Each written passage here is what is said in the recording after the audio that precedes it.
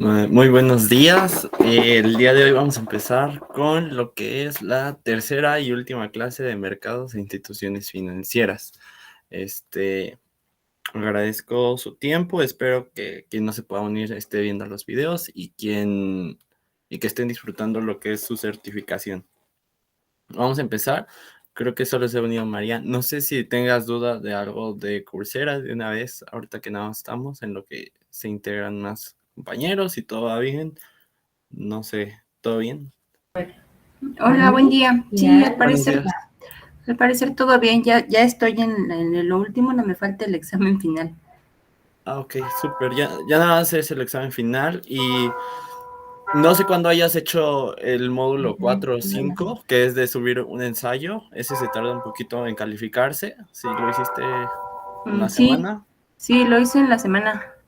Entonces seguramente, no sé si ya esté calificado, si no, nada más ahí es como estar refrescando para que te otorgue tu certificado. Si ya se hizo con anterioridad, entonces cuando acabes el examen final, inmediatamente se te debe de liberar tu certificado de Coursera.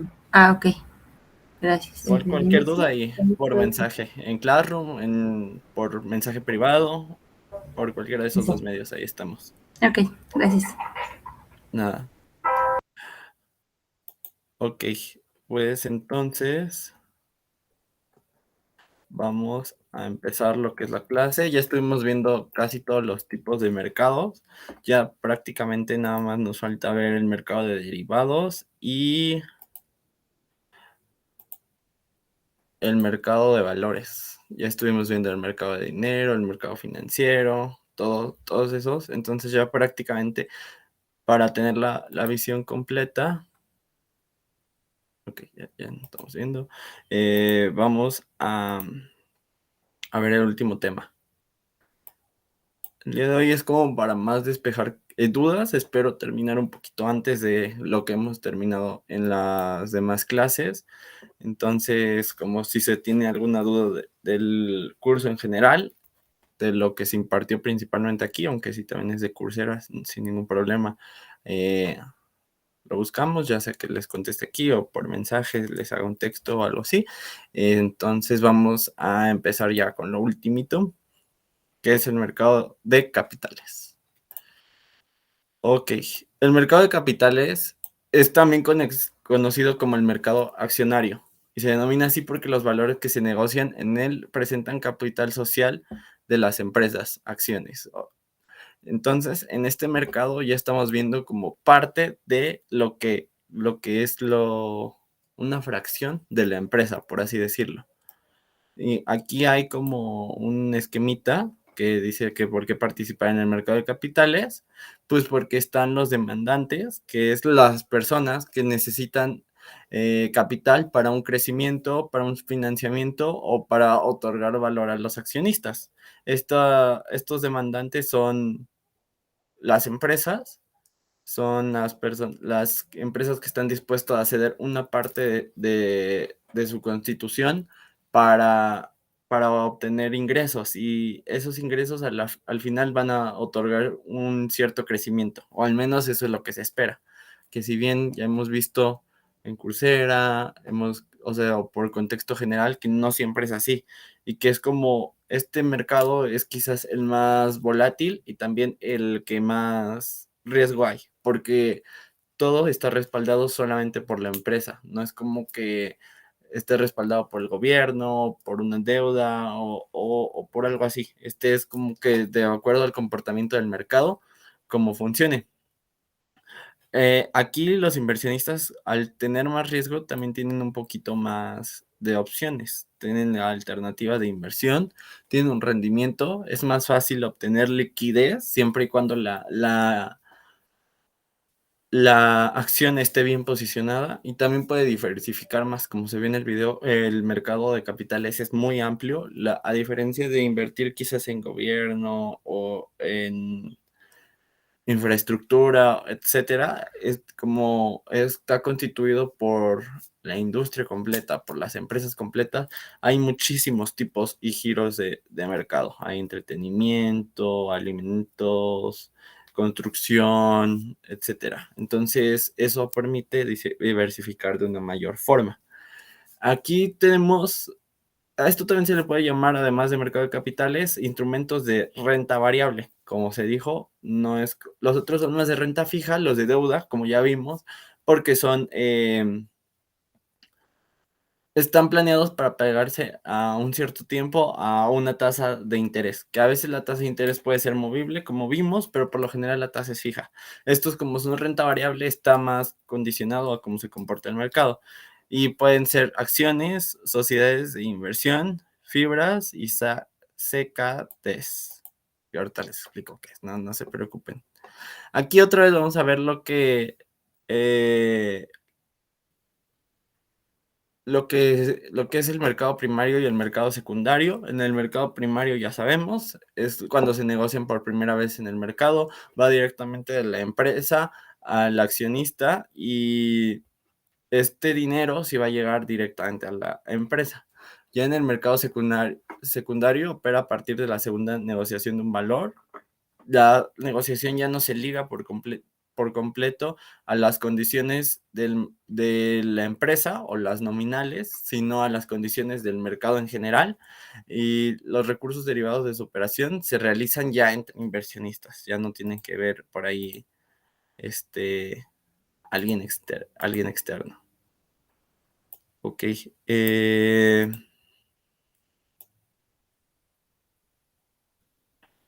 Bueno, otra vez, las acciones, como ya, aunque estamos viendo mercados de capitales, las acciones son títulos que representan parte del capital social de una empresa que son colocadas entre el gran público de inversionistas a través de la bolsa.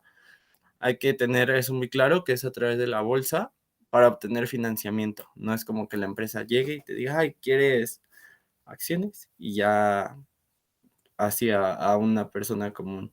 No, necesita ser colocado ante la bolsa, por lo mismo de que tiene que pasar por regulaciones que ya vimos la clase pasada, que debe de estar tiene que tener cierto capital social, tiene que tener ciertos años de madurez, tiene que tener la información transparente, todo eso se debe mostrar. Tener acciones otorga a los compradores los derechos de un socio y el rendimiento para el inversionista se presenta de dos formas. Como dije, este es como el que tiene más riesgos y por lo tanto se puede presentar de dos formas. La primera es con dividendos que genera la empresa, que son que las acciones permitan al inversionista crecer en sociedades con la empresa y por lo tanto participar en las utilidades, ¿ok?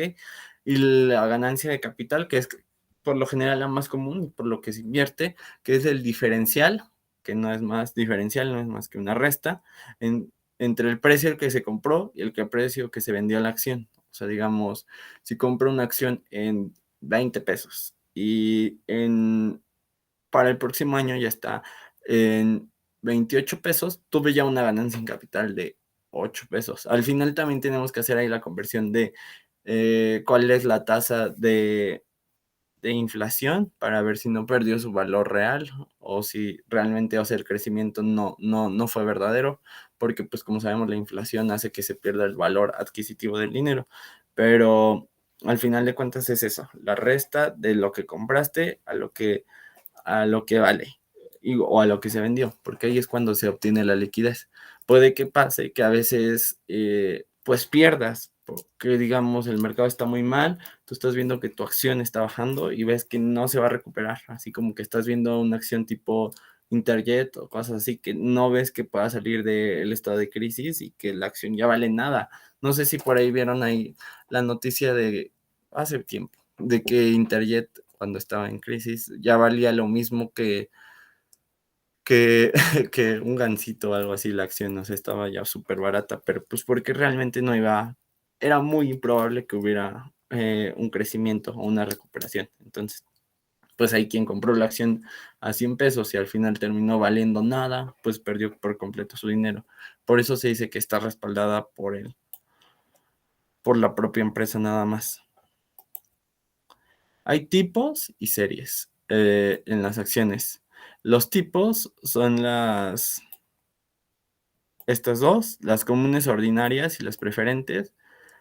Las comunes ordinarias representan la mayoría del capital y solo da beneficios cuando la empresa reporta utilidades y su ganancia es adicional con el alza de los precios de sus acciones.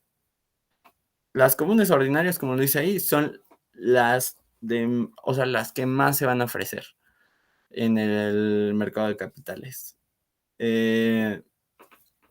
Da beneficios cuando la empresa reporta utilidades, o sea, cuando la empresa sí tiene crecimiento, le va a otorgar cierta cantidad. Y por lo general va ligado con el alza de los precios de sus acciones. Por otro lado están las preferentes, que garantizan un rendimiento anual sí o sí, sin importar si la empresa tiene utilidades o pérdidas. El porcentaje es definido de antemano, puede ser mayor o menor o igual al porcentaje de las utilidades por acción. Estas, no sé si ahí en Coursera han estado viendo el curso, hace como referencia a estas, que las preferentes pues se pagan antes, etcétera, pero estas están como determinadas por una tasa de interés, porque lo mismo de que dice, el porcentaje está definido de antemano. Puede que sea mayor o menor a lo que reciban los de las acciones, puede que las acciones hayan crecido enormemente y otorguen muchísimo para las comunes ordinarias, puede que no.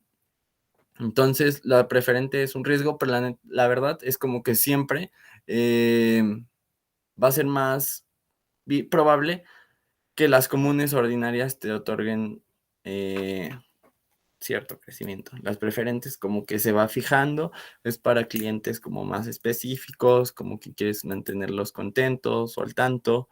Entonces, por allá va. También hay series que seguramente las han visto ahí en algún lado. Hay varias series, las A, que son acciones comunes, las más comunes que se pueden ser suscritas por mexicanos, serie A.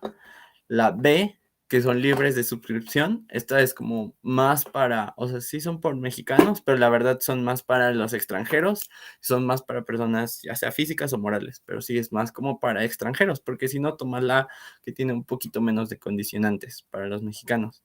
Está la L, que son acciones comunes libres de suscripción con restricciones de derechos. No confiere dar opiniones o tomar decisiones. Están la serie V, que no tienen derecho a voto, que igual son de libre suscripción. Está la serie 1, que son acciones comunes totalmente, que pueden ser suscritas por mexicanos y son parte fija del capital. O sea, como que ya está ligado por completo ahí. Está la tipo 2 o la serie 2 y son parte del variable del capital. Y está la acción única, que es una sola clase de acciones y que esta pues ya tiene ciertas condiciones como más específicas. Estas son como que esta no entra en ninguna clase porque se hizo como a la medida. Se hizo, pues sí, prácticamente para cierto grupo de personas con ciertas condiciones y a un acuerdo bilateral que por lo general se crea.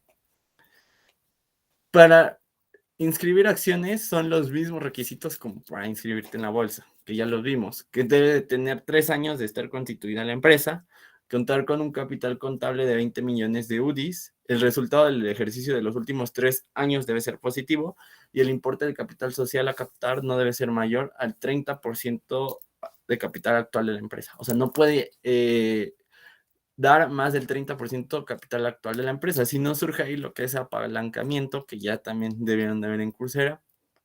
No es un tema directamente aquí de la materia, pero sí es algo que van a estar escuchando comúnmente. Entonces no puedes estar tan apalancado porque corres riesgo de que si el mercado se mueve y tus acciones bajan, el apalancamiento truena por completo tu empresa. Entonces es muy necesario eso. Como ya sabemos, suscribir una acción en el mercado, pues te da la oportunidad de posicionarte como empresa, porque pues ya tienes que cumplir estas características de tener resultados favorables, compartir tu información, tener cierto tipo de capital. Entonces, pues es algo muy, muy importante y que da al final de cuentas prestigio a la empresa. Ok, vamos a ver lo que es un split. Para empezar, vamos a definir qué es un split. Aquí, de hecho, está como un ejemplo. Pero primero vamos a ver qué es un split. Split es una palabra inglesa que tiene el sentido de dividir y repartir, pero en el concepto ya de mercados financieros, de mercados de capitales, cuando se dice que una empresa ha realizado un split, se está haciendo referencia a que dicha empresa ha realizado un desdoblamiento del número de acciones en su proporción determinada. En un split, el capital social de la empresa no varía, eso sí hay que tenerlo en cuenta, no va a variar. Simplemente se aumenta el número de acciones, lo que implica que el nominal y su cotización en el mercado bursátil reduzcan en la proporción establecida. A ver, un ejemplo, primero así como contexto y ahorita vemos el que está ahí en el cuadrito. La empresa, no sé, ABC realizó un desbordamiento de sus acciones en 3, o lo que es lo mismo, hizo un split 3-1. Antes de realizar su precio de las acciones era de 3 euros, con lo que después de realizar un split pasó a ser 1 euro, o sea, hizo un 3-1.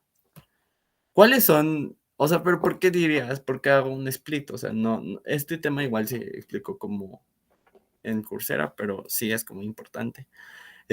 ¿Cuál sería todo esto, no? Su finalidad. Pues la finalidad es proporcionar mayor liquidez a los títulos de sociedad, mejorar sus volúmenes de contratación y reducir el número de acciones en el mercado. Es decir, se produce un aumento en la fraccionabilidad de la inversión del accionista. Para la empresa no es conveniente que haya como 100,000 acciones cuando puede haber 50,000 o 30,000. O sea, a veces llega un punto en que eso causa incertidumbre y hace los splits para recuperar como cantidad y que no diga, ay, 100,000 acciones.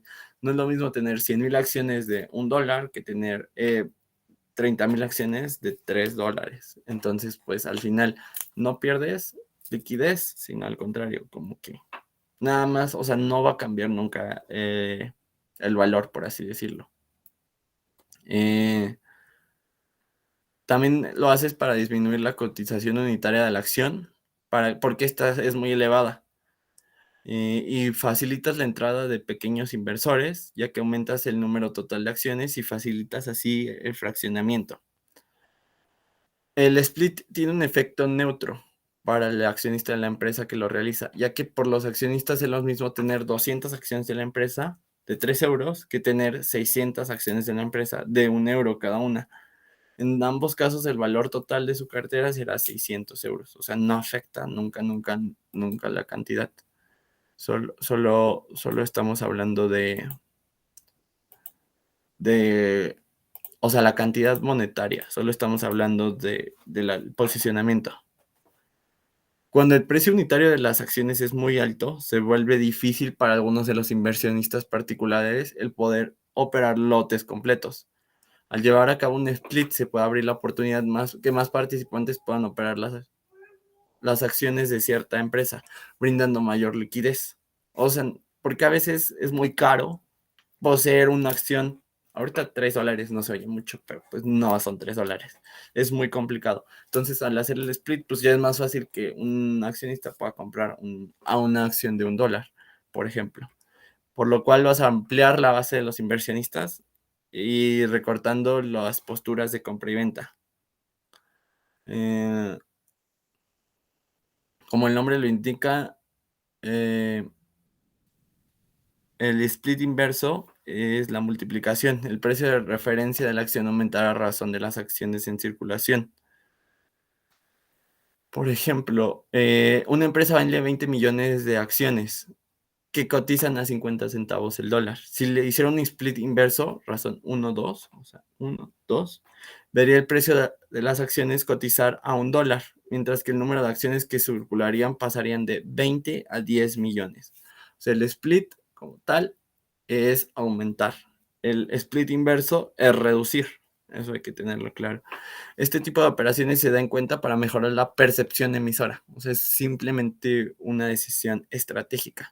Cuando se atraviesan malas rachas, los precios se pueden ver en caídas considerables, lo que pues hasta cierto punto deja mal. Ya vimos que también todo esto de las acciones y del mercado es un factor psicológico que también tienen mucho que ver ellos, que a veces la mente juega mucho. Entonces, hacer este split inverso deja con un mejor sabor a los inversionistas. Y también a veces se hace porque puede correr el riesgo de que ser deslistadas de la bolsa por no cumplir con precios mínimos requeridos.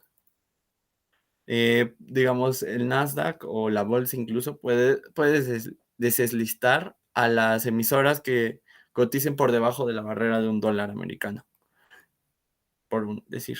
Entonces, por eso luego se hace el split inverso. Vamos a ver el ejemplo aquí en el cuadro. Por ejemplo, tenemos un capital contable de 10 millones y tenemos 1 millón de acciones. Por lo tanto, la acción vale 10 pesos o $10,000. O $10. Vamos a hablar en pesos.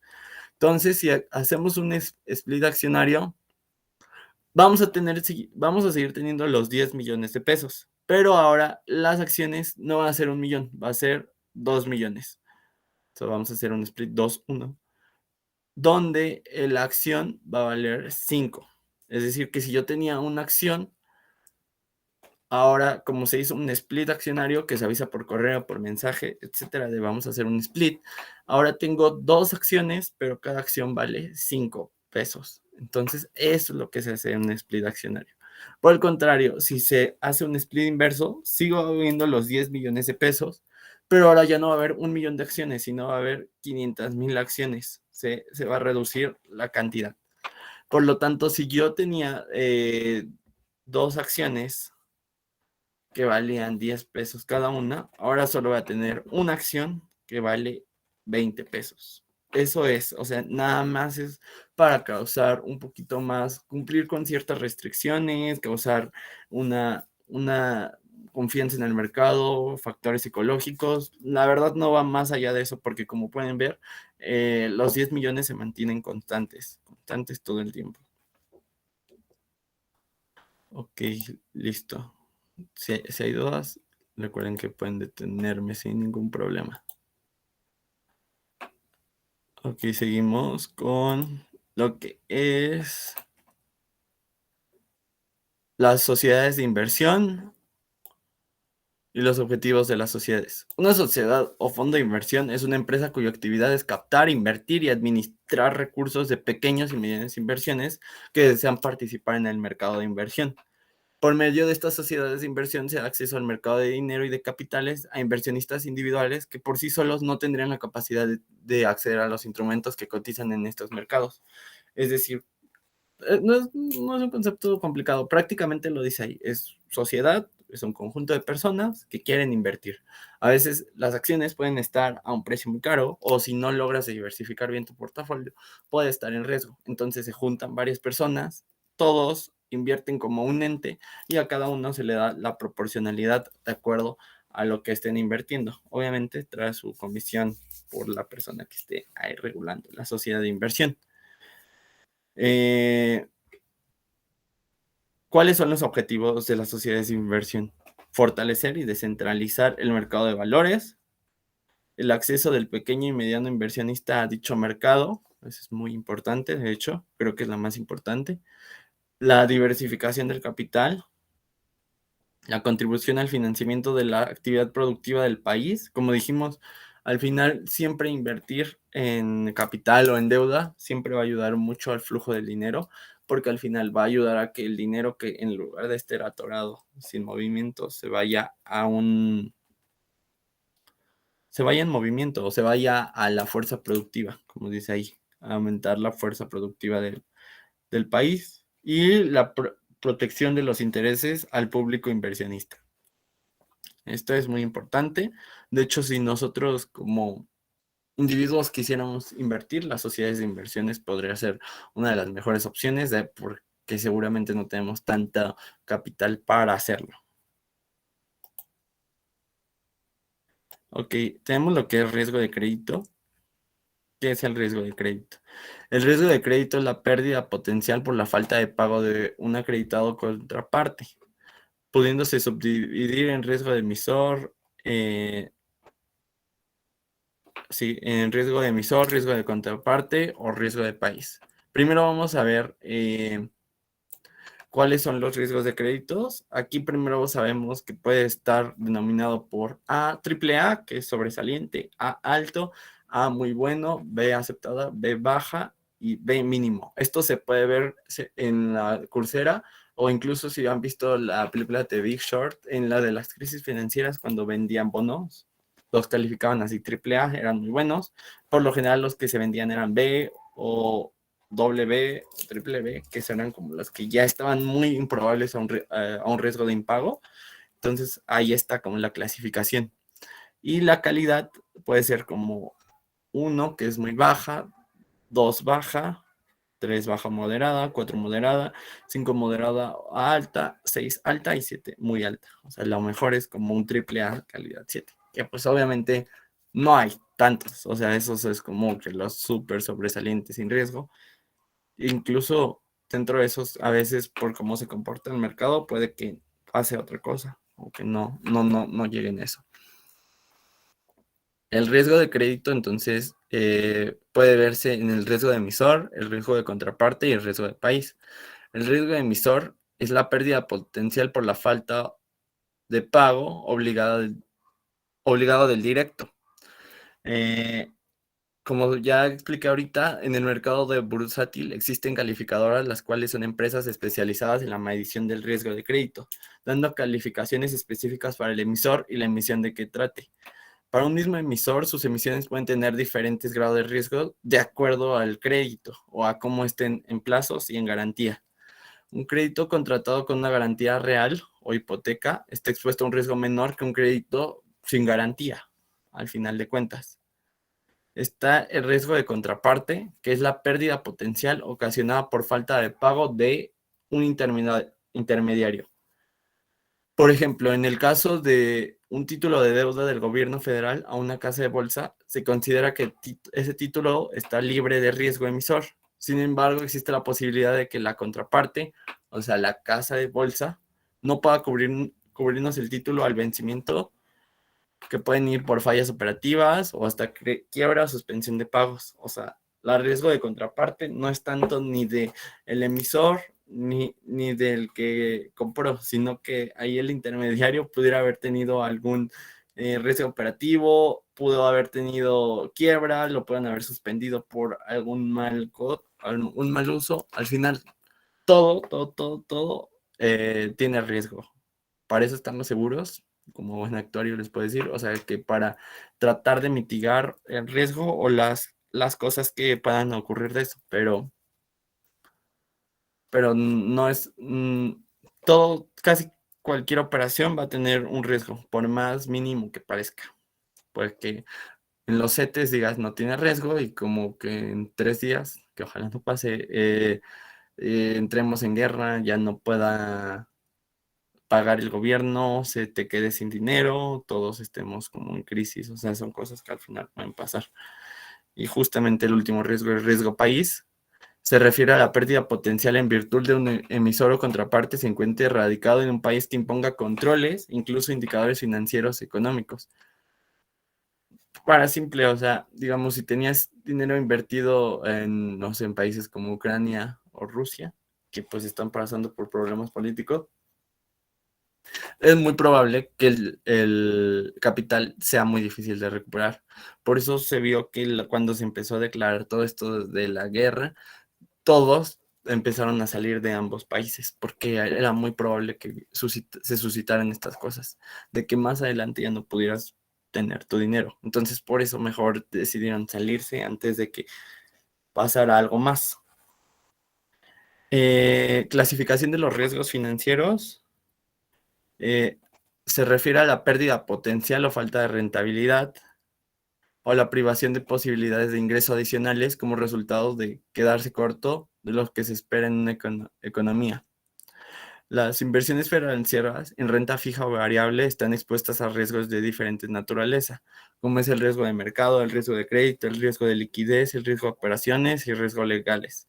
El riesgo de mercado es que en los mercados financieros, como en cualquier otro mercado, los precios están sujetos a fuerzas de oferta y demanda. Eso ya lo vimos en varias diapositivas. Está el que ofrece y el que demanda. Entonces, está muy limitado a eso, ya que están definidos por la tasa de interés o el precio del dinero, los tipos de cambio, los índices de precio y por los propios precios que están presentándose en el mercado.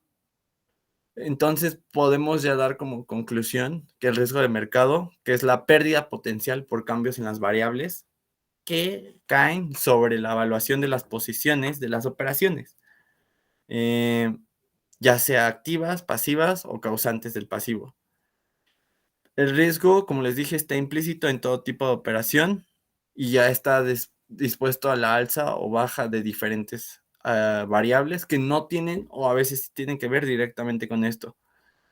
El riesgo de crédito, que es el que estamos aquí viendo en la diapositiva, está sujeto a que el deudor de una obligación no pueda cumplir con la misma. Para una institución, digamos, bancaria, cada crédito que otorga está expuesto a mayor o menor medida a la probabilidad de incumplimiento en el pago por parte de un acreditado. Un bono emitido por el gobierno o el cumplimiento del contrato futuro, sí hay una falta de posibilidad de impago, pero no tan grande. Entonces podemos definir que es la pérdida potencial por falta de pago de un acreditado o su contraparte, que puede verse definido ya sea por emisario, contraparte o intermediario o país. Ok, está el riesgo del emisor, que es la pérdida potencial por falta de pago directa. Bueno, al final de cuentas son estas cuando la empresa pudiera fallar, estuviera por allí entrando en quiebra, como les dije, Interjet, pues al final esa es como un problema. Y por último, el riesgo país. Ok, seguimos. Vamos a hablar de las fibras y SKDs. Las fibras son vínculos para el financiamiento de bienes raíces, ya que ofrecen pagos periódicos, o sea, rentas, y a la vez tienen posibilidad de tener ganancias de capital o plusvalía. La plusvalía es que aumente un valor de acuerdo al bien raíz. Aquí está como más o menos cómo funciona, que es los fideicomisos llegan a la empresa a través de los inversionistas. Los inversionistas a través de la bolsa de valores invierten en un fideicomiso. Este fideicomiso llega a la empresa. Esta empresa invierte en proyectos, pero a la vez regresa los fideicomisos, que son los pagos periódicos o renta. En el fideicomiso vuelve a llegar los flujos de la empresa o activos, esas rentas, a los inversionistas. Los inversionistas, en teoría, vuelven a invertir recursos a la bolsa mexicana y en fideicomisos. Como tal, es un flujo, aquí lo están viendo, pero dentro de ese flujo están invirtiendo en proyectos con los rendimientos que estos están generando. La verdad aquí se manejan cantidades exorbitantes de dinero porque es para bienes raíces. Entonces, es un mercado muy interesante. Luego los CKDs o certificados de capital de desarrollo son títulos o valores fiduciarios destinados para el financiamiento de uno o más proyectos mediante la adquisición de una o varias empresas promovidas principalmente en sectores como la infraestructura, inmobiliarios, minería, empresariales y desarrollo de tecnología. O sea, aquí está, son certificados de capital de desarrollo, son para eh, proyectos más innovadores, son proyectos que quizás, y ahí está, por ejemplo, el aeropuerto de Texcoco, que se hizo a través de esto, que esperabas que en algún momento otorgara un valor, que al final se canceló, fue una pérdida, fue una inversión fallada, pero que al final de cuentas son para estos proyectos innovadores que en teoría cuando se empiecen a tener funcionamiento te van a otorgar rendimientos por rentas, por uso de suelo, por etcétera, etcétera. ¿Cuáles son los requisitos para hacer una fibra? Debe estar en una sociedad mercantil o fideicomisos inmobiliarios. Y eso debe estar muy claro, debe estar presentado frente a la ley. El 70% de activos deben de estar invertidos en bienes raíces, por lo menos. Debes de estar dedicada a la construcción, arrendamiento, compra y venta de inmuebles. El fiduciario, o la persona que lo va a distribuir entre los tenedores, debe tener al menos un porcentaje del 95% en el ejercicio anterior. Los inmuebles no se enajenen antes de 4 años a partir de la terminación de su construcción, o sea, al menos cuando ya se termine la construcción de esas bienes raíces, no se pueden enajenar durante 4 años. Y las públicas pueden estar colocadas ante un gran público inversionista, y las privadas deben de estar al menos constituidas por 10 personas.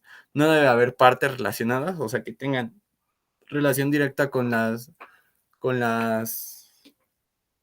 construcciones, por así decirlo, y ninguna puede poseer más del 20% de los certificados. Estas, como ven, están más controladas, no hay tantas en México, eso sí hay que aclararlo, están cada vez creciendo más y están invirtiendo como en proyectos más sustentables, por ejemplo, pero no hay muchas, por lo cual, al ser un producto nuevo, más innovador, las reglas que se constituyeron pues están más de acuerdo a estándares internacionales. Los rendimientos son variables y dependen del usufructo, es decir, del derecho de usar y utilizar cosas y beneficios de cada proyecto con cierto plazo de vencimiento.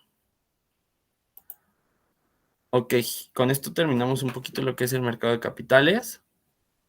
Voy a seguir con lo que es el mercado de derivados.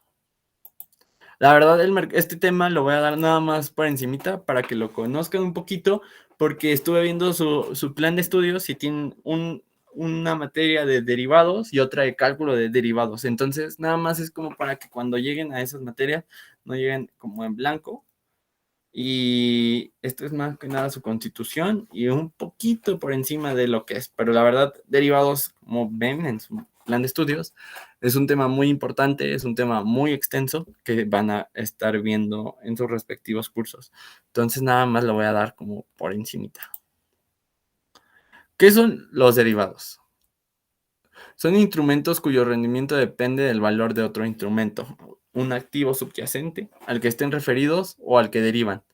Fueron desarrollados para facilitar la administración de riesgos del producto que les da origen. Se utilizan para fijar un precio y no corren riesgo de variaciones abruptas en el mismo. Por ahí me acuerdo en Coursera, bueno, yo tomé el curso hace como mes y medio, pero hablaba de que, por ejemplo, a los productores de trigo les preocupaba como mucho su producción. Entonces ponían el valor respecto a, no recuerdo si era a vacas o a otro producto, para que el precio estuviera en relación a eso y no al trigo, para que no hicieran malas prácticas, para que no las lluvias no les afectara, sino lo ponían como a través de otro producto, para que en base a ese producto, del cual no tenían relación completa con ellos, entonces se determinara el precio. Eso es activo subyacente y es para administrar el riesgo. Aquí en México está el MEXDER y la Cámara de Compensación, que es Asigna. El MEXDER se creó, bueno, está derivado de la Bolsa Mexicana de Valores y inició funciones el 15 de diciembre de 1998 con contratos de futuro, siendo autorizada por una sociedad anónima de capital variable por la Secretaría de Hacienda y Crédito Público. Y su Cámara de Compensación Asigna también se creó en esa fecha y son entidades autorreguladas que funcionan bajo la supervisión de autoridades financieras como son la Secretaría de Hacienda y Crédito Público, Banjico y la Comisión Nacional Bancaria y de Valores. Bueno, tenemos su definición y función. Son instrumentos financieros bueno, la definición, esta es la que estaba ya en la misma diapositiva. Ok, ¿cuáles son sus funciones? Para especular, para cobertura de riesgo o para arbitraje. Si se usa para especular, es para jugar con el valor del activo subyacente. Si se usa como instrumento de cobertura, es que tenemos un determinado activo y queremos asegurarnos por cambios de su valor adquiriremos otros productos que estén relacionados con este activo y cuya cotización será contraria al mismo. Eso es muy importante, que sea contraria al mismo. Así si sube mucho el valor de uno, bajará el otro y viceversa. Entonces prácticamente es como un nivelador. Hagan de cuenta que si está aquí y este baja acá, pues no vas a tener pérdidas, porque si uno bajó, el otro subió, o vas a tener pérdidas mínimas. Por eso se dice que se administra el riesgo.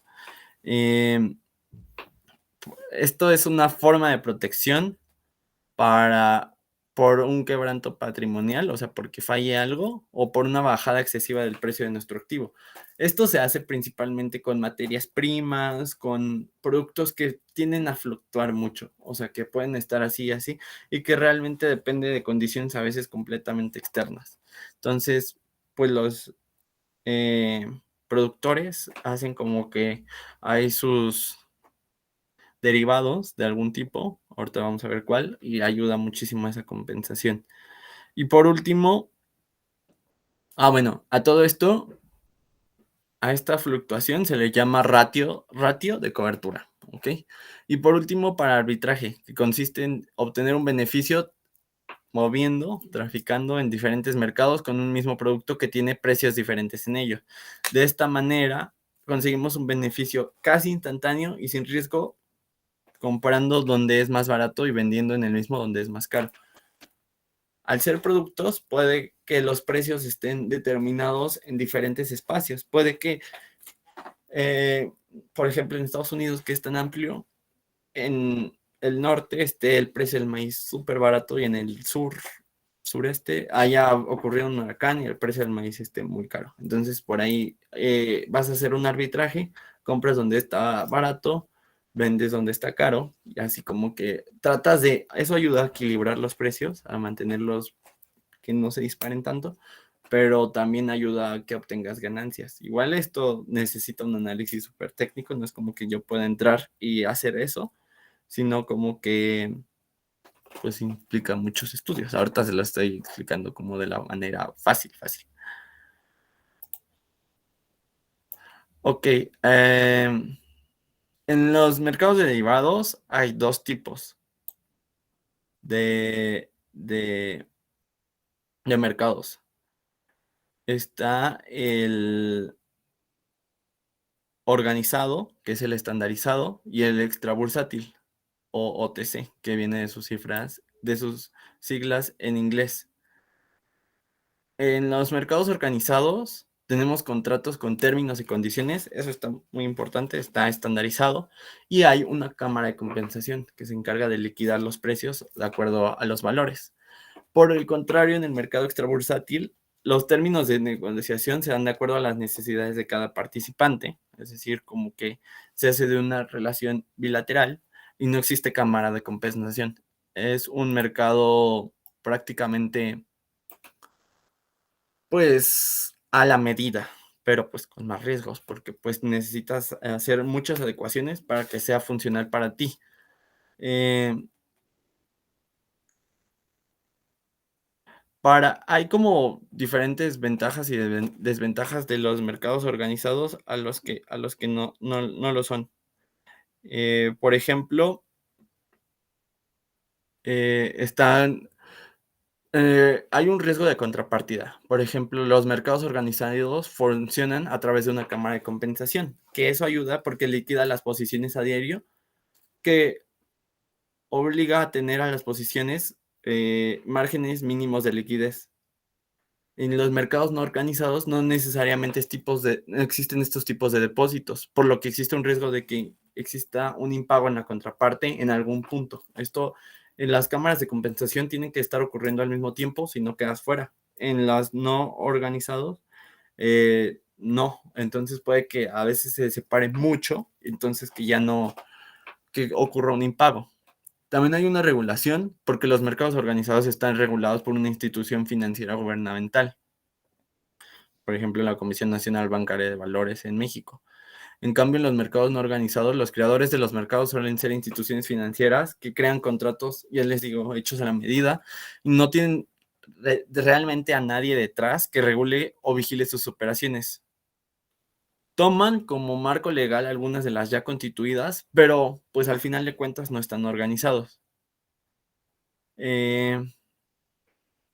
Los contratos, en los mercados los contratos son estandarizados, es decir, están definidos por todo esto, mientras que en los no organizados no, pues no están definidos. Aquí también se puede ver como cuáles entran dentro de cada uno.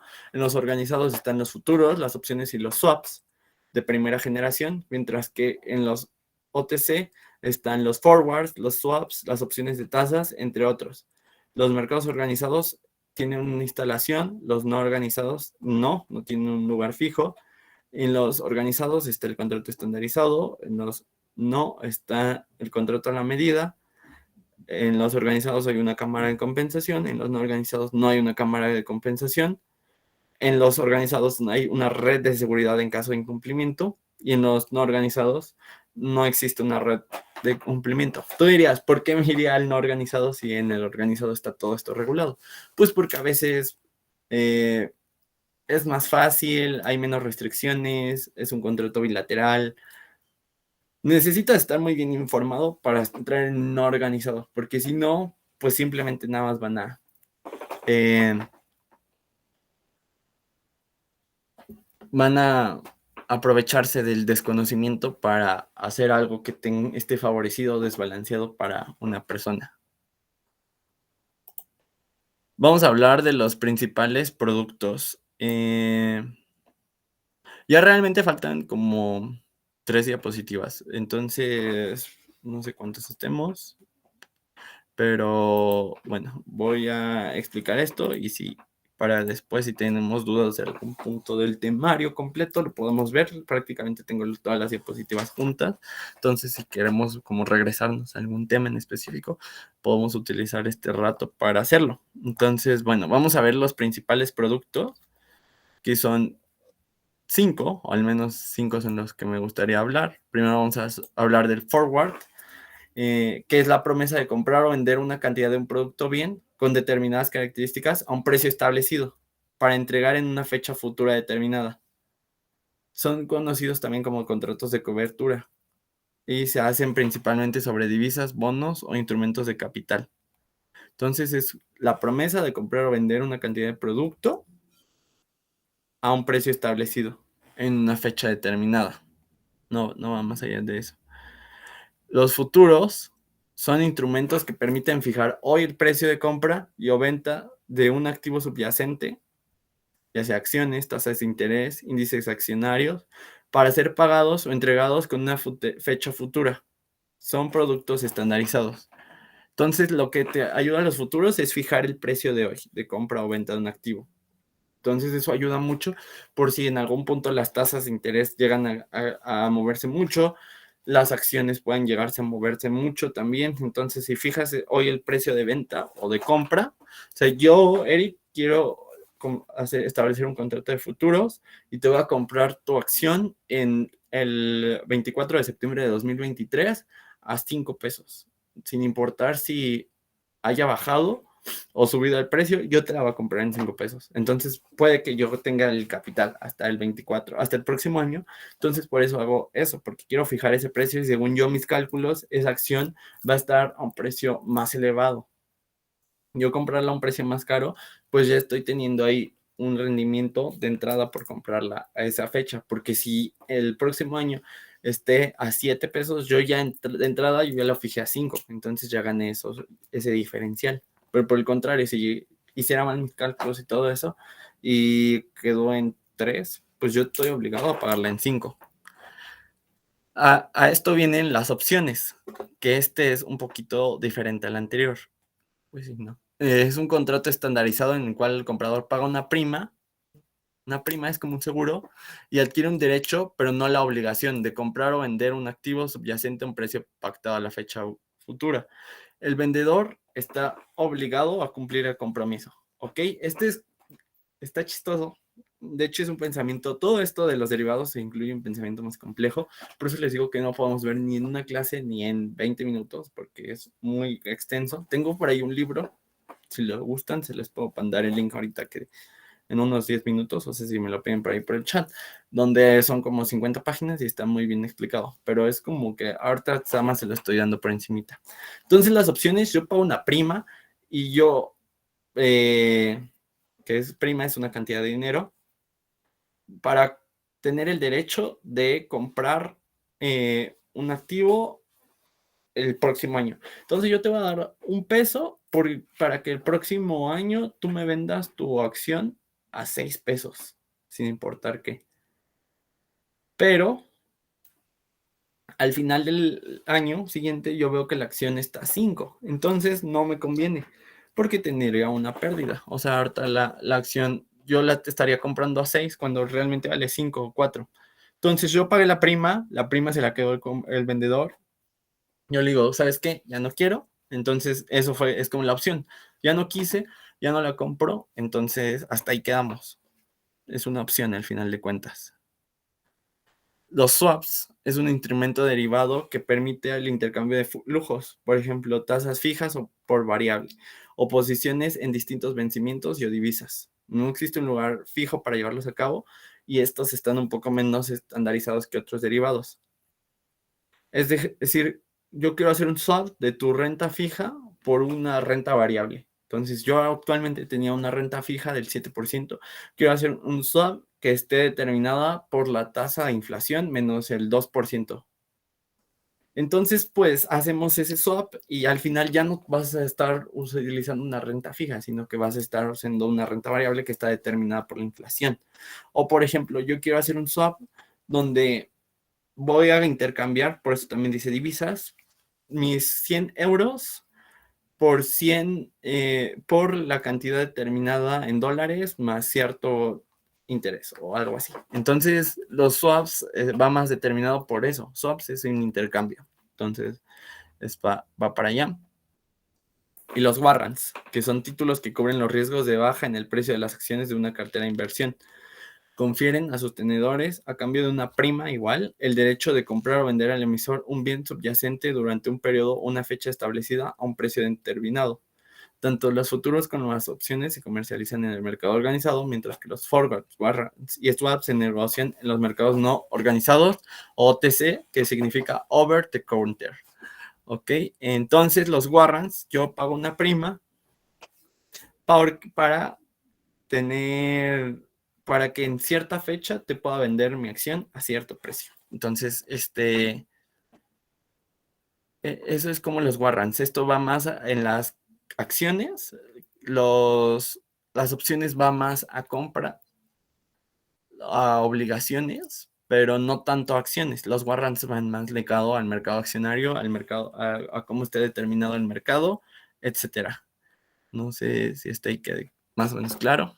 Les digo, ya creo van a tener la clase de derivados más adelante y se los van a explicar muy a profundidad con ejercicios matemáticos y todo. Yo quiero que aquí se queden al menos con una idea más o menos sólida para que sus futuras clases, porque todo este temario prácticamente son bases para todo lo que sigue en su carrera, porque son como las bases muy teóricas de esto. Y cuando desde la primera clase les dije que todo lo que aprenden aquí, los conceptos los van a estar viendo durante toda la carrera. Entonces, si tienen duda de algo, no duden en preguntar. Vamos a hablar de la cámara de compensación, que ha sido como un tema que ha sonado mucho. La cámara de compensación establece un sistema de garantías cuyos ejes básicos son los depósitos en garantía, las liquidaciones diarias de las pérdidas y ganancias. Otra medida complementaria es que pueden limitar las posiciones, tienen una opción de comisión de supervisión y vigilancia, miembros reconocidos, sistemas de negociación, liquidaciones y compensaciones en tiempo real. También actúa como contrapartida ante las partes contratantes, siendo comprador para la parte vendedora y vendedor para la parte compradora. Determina diariamente los depósitos de garantías por posiciones abiertas y liquida diariamente las pérdidas y ganancias y también los contratos de vencimiento. Como veíamos en Coursera, no sé si hayan llegado ahí, algunos ya terminaron su curso, las cámaras de compensaciones hacen que obligan a las partes a mantener márgenes muy pequeños, por lo cual para llegar a la fecha se mantengan dentro de los límites conferidos para que así no haya un riesgo de impago y también para que estén determinados a la fecha en que se determinó el derivado. Como vimos en Coursera, es muy raro que un derivado se lleve a cabo a su ejecución, ¿Por qué? Porque es más que nada una cobertura ante un riesgo. Muchas veces se termina vendiendo o se terminan saliendo del derivado porque al final no ocurrió un evento extraordinario. Entonces, el derivado solo sirve para protección, pero realmente lo más conveniente es que ya que terminaste con esa protección, lo vendas al precio del mercado o al precio que está establecido en general, por lo cual muchos se terminan saliendo, terminan determinando como, ok, hasta aquí dejamos el contrato de derivado y las dos contrapartes también, porque existió el flujo y existió ahí el aseguramiento de riesgo de ambos lados. Entonces, ven que todo está en orden, pues de hecho ahí en Coursera dice que es muy raro que exista un contrato de derivados que llegue al final o días después de su conclusión. Entonces, nada más esto es como para mantener certidumbre, al final de cuentas. Es como un seguro, que ya vimos los seguros en el capítulo, en la semana 1, dentro de este mercado financiero. Digamos, aquí está Asigna, que es el comprador, vende, y el vendedor le llega a Asigna, y el Asigna tiene que hacer esos flujos de compra y venta, es decir, liquidar a ciertas cantidades y vender a ciertas cantidades. Y por último, este ya no es un tema de derivados, sino como es un tema que se habló durante todo el curso de Coursera, que sí es directamente relacionado con mercados financieros y que puede englobar a todo, que son las crisis. Entonces, pues vamos a hablar un poquito de ellas y un poquito cuáles son las características de cada uno de ellos como finalización del curso y como cerrar algunos temas o concluir como algunos puntos con crisis que pueden complementar mucho la información que ya se les ha dado. La crisis financiera está asociada a problemas relacionados con el sistema bancario, las deudas, los mercados de divisas, los mercados financieros como tal, que es lo que hemos estado viendo durante todas las clases, la capacidad de pago de los países, etcétera. Las crisis financieras pueden darse en un solo país. Eso es en la teoría. En la práctica, la globalización ha provocado que sus efectos, y es súper probable que sus efectos se contagien rápidamente a otros países. Si un país cae en crisis, es muy, muy, muy probable, sino que 100% probable casi, que va a afectar a otros países. Lo complicado es que a veces cuando un país bien desarrollado, por ejemplo Estados Unidos, cae en crisis, ellos logran salir de la crisis muchísimo más rápido, pero los efectos empiezan a caer en otros países y esos países no tan desarrollados, por ejemplo México, sufren los efectos muy fuertes y les cuesta más trabajo salir de lo que les cuesta a Estados Unidos. Las crisis bancarias, por ejemplo, bueno, puede haber varias. Vamos a hablar de la crisis bancaria que está ahí. Se produce cuando la retirada masiva de capitales obliga a la entidad correspondiente a invertir, paralizando así dicha situación para revertir la quiebra. Ok, como vimos en el mercado bancario, el dinero que se está moviendo es el dinero que están la gente que ahorra en los bancos. Prácticamente el banco no tiene mucho capital, sino que utiliza el dinero que está ahorrado, lo doy a cierta tasa y cuando presto lo doy a una tasa más elevada. Ese diferencial es mi ganancia y aparte estoy moviendo el dinero de la gente que está ahorrando con la gente que está pidiendo. Entonces, por ejemplo, siempre la tasa de interés de ahorro va a ser menor a la tasa de interés de un préstamo, porque ese diferencial es como la ganancia del banco. Entonces, si mucha gente retira su capital, el banco está obligado a intervenir y debe de limitar muchos de sus movimientos porque si no vendría una crisis. La crisis cambiaria se produce cuando los movimientos especulativos generan perturbaciones en la moneda. Esto hace que la moneda se devalúe, obligando a los países a actuar para proteger la divisa. Como dice, movimientos especulativos generan perturbaciones o una pérdida de valor por lo general, por lo cual el mercado cambiario hace que se devalúe, es decir, que pierda valor frente a otras monedas. Entonces, si pierde valor frente a otras monedas, el gobierno, el Banco de México tiene que emitir una política monetaria para que otra vez restablecer el valor de la moneda, porque al final de cuentas eso le da certidumbre a todo el sistema económico. También está la crisis de deuda externa. Se produce cuando la crisis afecta la capacidad de pago del país, mermando la capacidad de pago de este hasta el punto que incumple con los pagos a los acreedores. Es decir, si un país ya no puede pagar porque se endeudó muchísimo, porque tiene muchos problemas financieros, sociales, políticos, esta es una crisis de deuda externa. Ya no puede pagar y incumple a los pagos de los acreedores. Es muy improbable, casi no pasado en los tiempos modernos, pero es algo que puede ocurrir. O sea, lo que bien sabemos, como vimos ahí, como la burbuja financiera de la crisis inmobiliaria, es como que todo es probable, por más que creamos que no pueda llegar a pasar. Entre las causas que pueden originar una crisis financiera, pueden destacar varias. No todas estas son de hecho económicas, sino que algunas de estas son de otro tipo y como políticas, geopolíticas, sociales o políticas sociales económicas, hay de todo.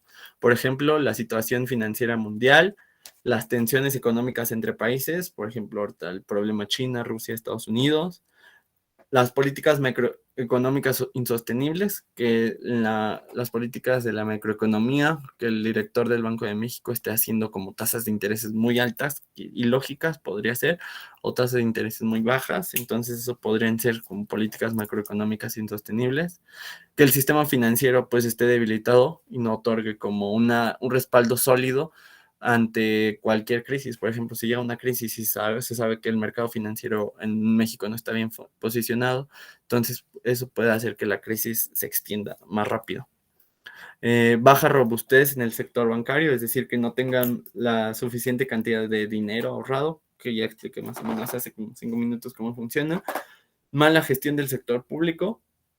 El sector público asigna una cantidad de dinero cada año en el presupuesto nacional. Entonces, si existe una mala gestión, puede que empecemos a entrar en crisis, que se tenga que jalar de acá para acá, se tenga que pedir prestado.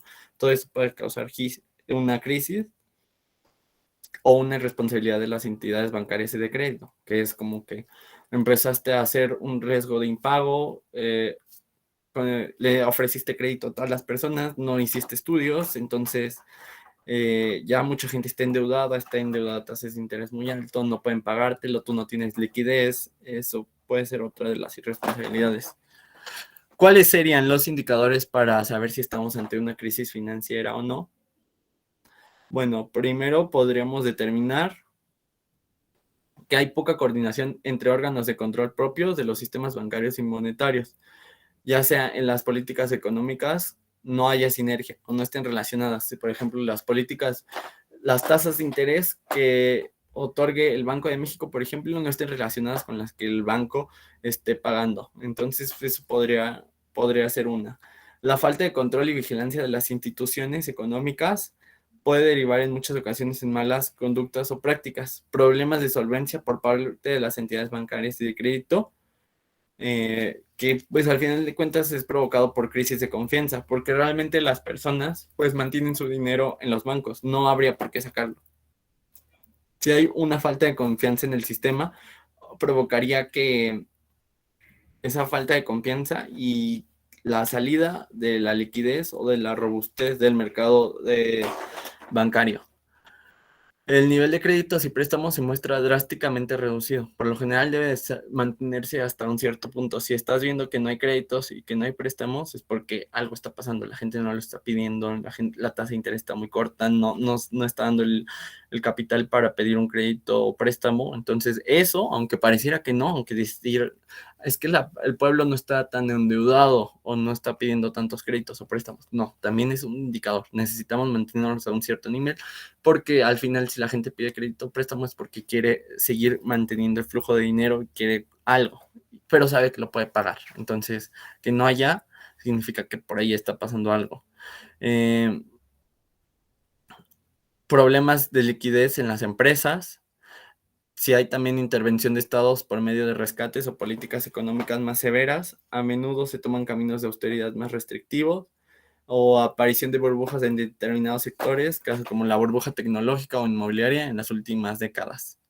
Y ahora vamos a definir lo que es una burbuja, que es un término concebido apenas, es reciente realmente. Consiste en el aumento desproporcionado del precio de algún producto o sea, activo, separándose de su valor razonable. También se le conoce como burbuja económica, burbuja de mercado o burbuja especulativa. Entonces es como que sabemos que esto vale, pero por alguna razón el precio está acá. No sabemos por qué. A veces ni siquiera sabemos que esto vale. Ese es el problema, que nosotros creemos o tenemos la confianza de que el precio no es aquí, sino es acá. Entonces, pues seguimos dejándola crecer, como por ejemplo cuando fue la crisis, la burbuja inmobiliaria. O sea, nosotros determinábamos que las casas, bueno, nosotros no, yo estaba muy pequeño, seguramente algunos de ustedes también, pero el mercado determinaba que las casas, los inmuebles, tenían que estar a este precio, pero realmente deberían de estar acá. No se sabía, la burbuja es todo este hueco que se estaba dando, que todos estaban teniendo confianza en las casas seguían aumentando de valor, la gente cada vez les era más imposible pagarlas, estaban ya hipotecadas, estaban muy desproporcionadas a su prueba, a su valor, que a veces resultaba más fácil abandonarlas, dejarlas de pagar, porque ya el interés, toda la constitución del mismo, estaba muy separado de la población en general o del ingreso general. Entonces a eso se le llamó burbuja. La principal característica de una burbuja es la subida de precios prolongada y sin freno de un bien activo. O sea, es increíble que la gente no pudiera determinar que ya estaba enfrentándose a una burbuja, aun cuando el precio de las casas no dejaba de aumentar, por ejemplo. Pero es a veces tanta la confianza que le tienes al mercado que ni siquiera puedes determinar eso. Y es que a veces, como vimos en las acciones, por ejemplo, la de Mac en el capítulo uno, bueno, la de Apple en el capítulo uno, las acciones han estado en crecimiento. O sea, sí han estado en fluctuaciones leves, pero han estado en crecimiento. Y no significa que sea una burbuja, sino que el valor está bien. Entonces, no puedes determinar como, o puedes afirmar que siempre que haya crecimiento es una burbuja. No. Pero por lo general, si hay un crecimiento desmedido, sin freno de un activo, es porque hay mucha especulación, hay un comportamiento de que mucha euforia, mucho certeza de que todo va bien. Y es que, por ejemplo, se ha hablado de la burbuja tecnológica. Cuando Apple empieza a despegar, cuando empieza a sacar el iPhone, cuando empieza a innovar con toda esta tecnología, la gente confía tanto en Apple y hay tanta euforia que la inversión en Apple aumenta muchísimo. Y sí, sí, Apple siguió innovando, pero la verdad cada vez la innovación es menos constante. Entonces la burbuja tendría, o sea, si la gente sigue confiando en ellos, la burbuja va a crecer hasta un punto en que ya la innovación no vaya correspondiendo con el capital invertido. Entonces debe de mantenerse hasta cierto punto. Eh, las burbujas siempre han afectado a la economía y es algo muy, muy, muy importante. Empezar a considerar. También incluye para hacer un buen análisis de que se está presentando una crisis o una burbuja económica, pues debes de tener tanto análisis técnico como análisis fundamental. Técnico a través de las tendencias, fundamental a través de las noticias.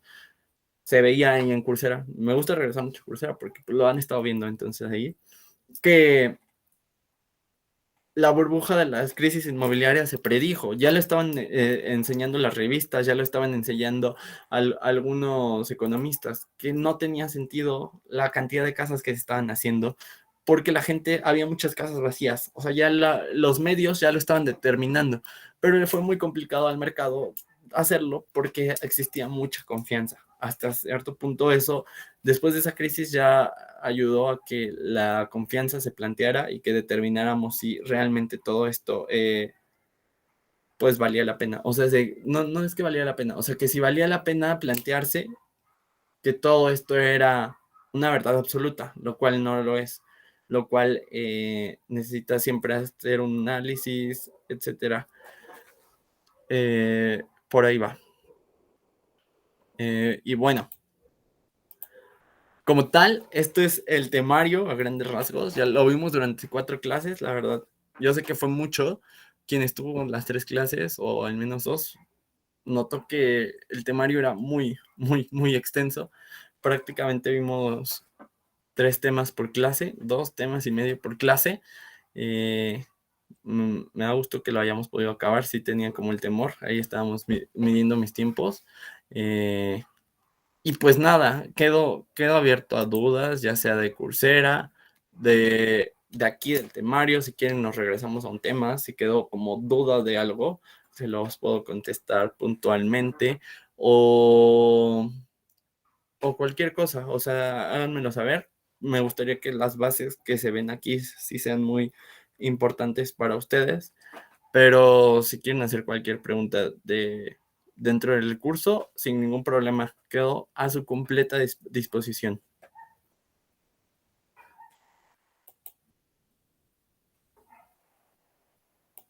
Pueden levantar la mano, pueden escribir si quieren. Espero que les haya quedado como claro todo el tema.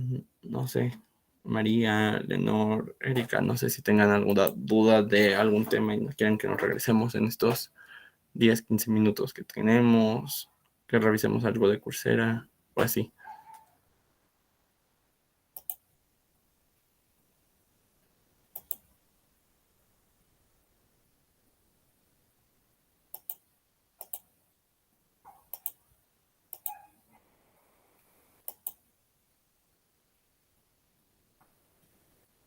¿No?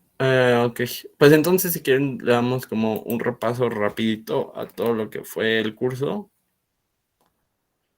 Súper, súper rápido. Por si no entraron a alguna clase o así. Le damos como el repaso rapidísimo, nada más por encimita.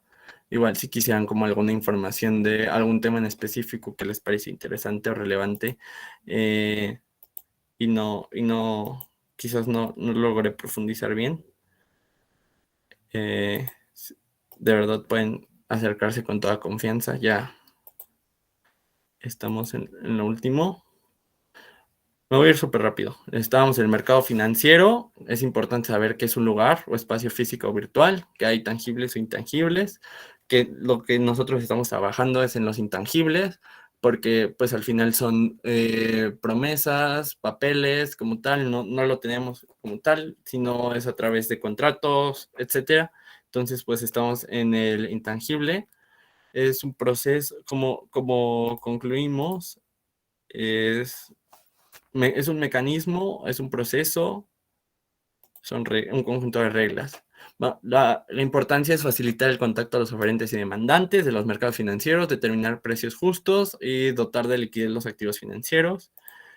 Ya sabemos que los participantes, siempre hay un emisor, un inversionista, por lo general siempre va a haber un mediador y es muy importante que esté una entidad supervisora revisando todo esto del sistema. Bueno, puede haber inversionistas agresivos, moderado, conservador, de acuerdo a cómo se encuentre tu situación, o sea, tu situación económica actual. Y lo que se va a utilizar es para inversión, especulación y arbitraje. Las características del mercado financiero perfecto es como ya dijimos, todo esto que se ve en la teoría es perfecto, sin embargo no existe como tal esa perfección, pero es de amplitud, que haya gran variedad, que haya profundidad, que haya gran cantidad dentro de esa variedad, que haya transparencia de la información, que haya la libertad de poderte mover a donde quieras y la flexibilidad que a la rapidez con la que se reaccione ante cualquier crisis o momento del sistema financiero.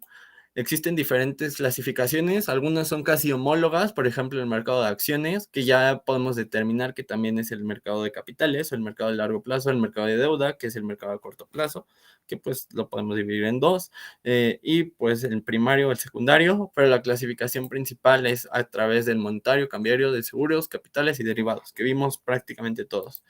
Hay un marco regulatorio, principalmente, aunque ahorita vemos las instituciones financieras, los seguros, que es prácticamente una cobertura, que tiene que tener estas características: onerosos, buena fe, tracto sucesivo, tiene que ser de masas, es decir, de cubrir las necesidades de todos, de garantía, debe ser el principal o directo, debe estar nominado, debe ser de adhesión, es decir, estandarizado, y ya solamente aceptas o no las cosas. Es bilateral porque otorga tanto obligaciones como derecho a las contrapartes. Tenemos lo que es el sistema financiero. El sistema financiero es un conjunto de leyes que se encarga de vigilar los reglamentos, instituciones que generan, orientan y dirigen tanto el ahorro de inversión como los que se ponen en contacto. Hay organismos reguladores, que son los que vemos como con logos, y hay los organismos operativos. Los organismos reguladores son el principal, la Secretaría de Hacienda y Crédito Público. De ahí está el Banco de México, el IPAB, está la CONDUCEF, la Comisión Nacional de Seguros y Fianzas, la Comisión Nacional Bancaria de Valores y la CONSAR. Y ya de ahí pues van determinándose los operativos, que son ya los que tienen contacto directo con el público en general y cuyo beneficio es el social, que están las casas de bolsas, el mercado de derivados, la banca múltiple, la banca de desarrollo, la banca comercial, las aseguradoras, las CIFORES, las AFORES, etcétera. Bueno, hay organismos desconcentrados y descentralizados. Los desconcentrados están regulados por una entidad, aunque poseen cierta autonomía, mientras que los descentralizados son autónomos por naturaleza. Está la Secretaría de Hacienda y Crédito Público, que es la máxima autoridad del sistema financiero mexicano, y su función principal es la de supervisar y controlar todo lo que esté ocurriendo en todo el sistema bancario y financiero. Está el Banco de México, que posee autonomía desde 1993, regula la emisión y circulación de moneda, opera como banca de reserva, es el único emisor de billetes, etcétera. Está la Comisión Nacional Bancaria de Valores, que es un órgano desconcentrado de la Secretaría de Hacienda y Crédito Público. Principalmente se va a encargar de vigilar las instituciones de crédito, organizaciones y actividades bursátiles, y fomentar el sano y equilibrado desarrollo del sistema financiero en su conjunto. Están estas más pequeñas, que es la Comisión Nacional de Seguros y Fianzas, que es obtener certeza de los seguros y de las fianzas. La CONSAR, que es la Comisión Nacional del Sistema de Ahorro para el Retiro, es la regulada, supervisa y vigila los sistemas de ahorros para el retiro. La CONDUCEF, o Comisión Nacional para la Protección y Defensa de los Usuarios de Servicios Financieros, es promover y asesorar y defender los intereses de las personas a través de un sistema o un producto que hayan contratado. Y el IPAB, que es el Instituto para la Protección de Ahorro Bancario, es mantener la confianza y estabilidad del sistema bancario, y además una de sus cosas más importantes es que protege sus depósitos y ahorros hasta por 400,000 UDIs. Te estoy dando nada más el repaso así súper rápido, pero si tienen duda de alguna, me paran y yo les explico. Si se perdieron algún tema o como que les quedó duda en algún momento. Esto nada más es como un súper repaso a velocidad muy rápida. Ok, los intermediarios financieros o los organismos operativos, que como dije ya son los que tienen contacto con directo, pues son las aseguradoras, que pues para contratar un seguro, las afianzadoras, las que es para el contrato de una deuda o el aseguramiento de una deuda, las AFORES y las IFORES. Las AFORES son las que administran las cuentas individuales de los trabajadores, y las IFORES ya son las que invierten los recursos de las AFORES, de acuerdo a las leyes. Está la banca múltiple comercial, que son los bancos, al final de cuentas, que buscan ahorro y crédito. Está la banca de desarrollo, que como dijimos, esta trata de buscar o promover la fuerza productiva del país y el crecimiento de la economía nacional, fomentando el ahorro. Esta es como un poquito más social, mientras que pues los bancos pues sí es como ven un beneficio más económico. Están estas tres, que las bolsas mexicanas de valores, o bueno, que ya ahorita también está el VIVA, o sea que es la bolsa mexicana de valores es el facilitador para las acciones.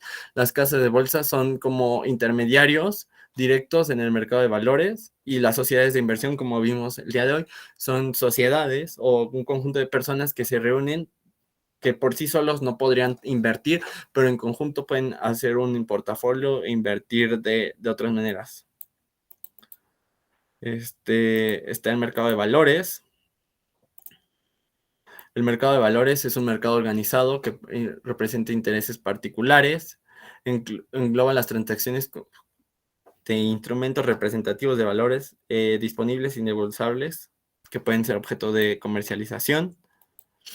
Como vieron, estuvimos como empezando en lo más general, irnos desglosando, porque de hecho el valores se ve el mercado de deuda y el mercado de acciones. El de acciones son una parte de la empresa y el de deuda son una parte de la deuda, que por lo general es a corto y mediano plazo. Aquí estábamos viendo cómo están los intermediarios y cómo es el mercado primario, que todo el ingreso llega directamente a la primera empresa. O sea, solo en el mercado primario llega el dinero o, pues sí, el financiamiento a la empresa, y ya en el mercado secundario prácticamente es de inversionista a inversionista. En ambos casos están los corredores de bolsa, porque como vimos, no es muy fácil ni probable que haya una inversión directa. Las funciones y beneficios. Bueno, entrar en esto aumenta el valor de la empresa, fortalece la estructura financiera, obtienes el reconocimiento financiero y flexibiliza las finanzas de los empresarios. Todo esto, como vimos, es muy difícil colocar tus acciones dentro de la bolsa, porque debes de cumplir con ciertos parámetros. Entonces, esto le otorga mucho respaldo, porque quiere decir que tus estados financieros están bien, que tienes con el suficiente capital.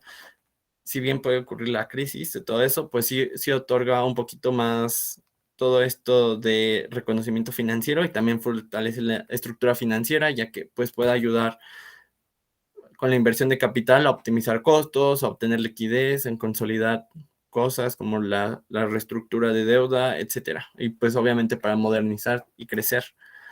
Las responsabilidades que tienes al colocarte en el mercado de valores, en acciones, es administrar para dar valor, porque al final, pues como estás emitiendo acciones, la gente que está invirtiendo en ti espera que tengas un rendimiento.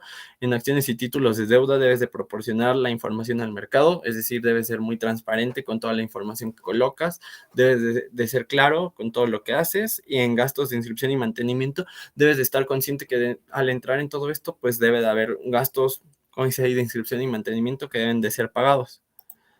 La Bolsa Mexicana de Valores, bueno, las bolsas de valores en México son instituciones donde acuden los inversionistas para tratar de proteger y acrecentar su ahorro financiero, aportando los recursos para que a su vez las empresas o gobiernos puedan financiar proyectos productivos y de desarrollo que generen empleos y riquezas.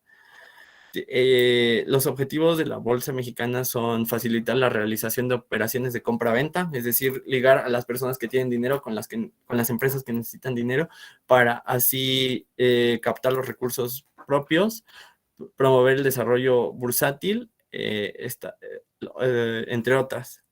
También es el espacio físico, por lo cual debe de establecer instituciones y mecanismos. También va a promover la información relativa a todo lo que esté ocurriendo en las empresas que estén suscritas y en ellos, y pues va a normar y establecer medidas necesarias para su funcionamiento. Aquí vemos como el flujo de qué pasa, que es prácticamente lo que tenemos. Las emisoras buscan capital para crecimiento, financiamiento y valor para los accionistas, y a los accionistas les da alternativas de inversión, porque como dijimos, las bolsas están muy diversificadas en su catálogo de opciones de entretenimiento, construcción, consumo, vivienda, etcétera. Les da liquidez, porque es relativamente fácil obtener la liquidez con todo esto. Por lo general busca rendimientos y obviamente la liquidez. Bueno, en el mercado de dinero o mercado de deuda es unir oferentes y demandantes, que eso es en todos los mercados, conciliando las necesidades del público ahorrador con los requerimientos financieros para proyectos de inversión o trabajo. Por lo general son a corto plazo, y pues de los dos más importantes están estos del CETES, que pues incluso son a 28 días, y los 2000 Ms, que se marca con la creación de las Afores. Las características principales es que se integra por títulos que representan deuda, tiene una fecha de vencimiento, que la fecha de vencimiento por lo general no es mayor a año y medio. Los rendimientos están determinados por una tasa de interés, es decir, que a diferencia de los capitales, aquí sí hay una tasa de interés que está determinada, y pues el riesgo es un poquito más moderado porque no es a tanto tiempo y no obtienes tanto rendimiento, pero el riesgo es moderado. La clasificación está por su forma de cotización, que este es como lo más importante, a precio o a descuento. Si es a descuento, es como de acuerdo al valor presente bueno, el valor presente futuro es como se determina el precio. Por ejemplo, si lo puedes comprar a 8 para que se te liquide a 10. Ese es lo que es a descuento. Darlo al valor que se espera tenga en un tiempo, pero que tú lo compres con anterioridad. Y a precio es cuando lo compras al precio que vale, pero cada cierto tiempo te está otorgando unos rendimientos que están establecidos por periodos. Las formas de cotización está por oferta pública, que pues prácticamente es para cualquier público, por subasta, que se ponen ciertas cantidades y se determina el precio a partir de una subasta, como sabemos que es, y colocación privada, que está determinada para un cierto sector. De acuerdo a características que la empresa esté buscando. Y bueno, también puede ser por grado de riesgo, que por lo general los gubernamentales, como les dije, tienen un grado de riesgo casi mínimo. Los bancarios y comerciales tienen un grado de riesgo mayor, en donde los comerciales son los que tienen más grado de riesgo. Bueno, ya sabemos que está el mercado directo y el primario y el secundario. Y en el mercado secundario, como aquí lo que tiene que ver como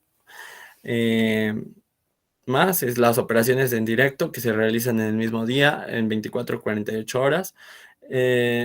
Anticipada es que se vende antes de que llegue la fecha de vencimiento. Como dijimos, en el mercado de dinero sí tienen fechas de vencimiento, pero en dado caso que se le esté ofreciendo una mayor oportunidad o que necesite la liquidez, entonces puede venderla anticipadamente en el mercado secundario a otro inversionista. Por lo general no va a llegar al precio o tasa que se estaba determinando, pero pues sí va a obtener un rendimiento. Y por último, la operación en reporto, que se acuerda que en algún momento se va a terminar de vender. Los componentes en todos estos títulos de deuda debe de venir la fecha de amortización, que es la fecha en donde se está obligado a regresar el dinero, el valor nominal, que está determinado por cantidades de 1 y sus múltiplos, 1, 10, 100 mil, etcétera, y la tasa de interés, que es el premio o beneficio que va a obtener la emisora, que es el costo de la deuda, y puede estar determinada por descuento o a precio. La tasa de descuento es la cantidad sobre el importe que está dispuesto a pagar. La tasa cupón, que es la tasa que es designada en interés periódico que paga el título, es decir, que si una emisora coloca un título a 2 años y que va a pagar intereses cada 30 días, pagará 12 exhibiciones en el año. Tomando en cuenta eso, puede tener, bueno, y la tasa de descuento es la cantidad sobre un importe a la que haces el pago. El beneficio está adquirir el título a un precio menor al de su valor nominal. Como les dije, de 10 pagas 8, ese es el diferencial, el beneficio. Tomando en cuenta las comisiones de impuestos, se tiene la tasa bruta y la tasa neta. La tasa bruta es la tasa de rendimiento, sin considerar comisiones, ejecuciones, gastos de mantenimiento, todo eso.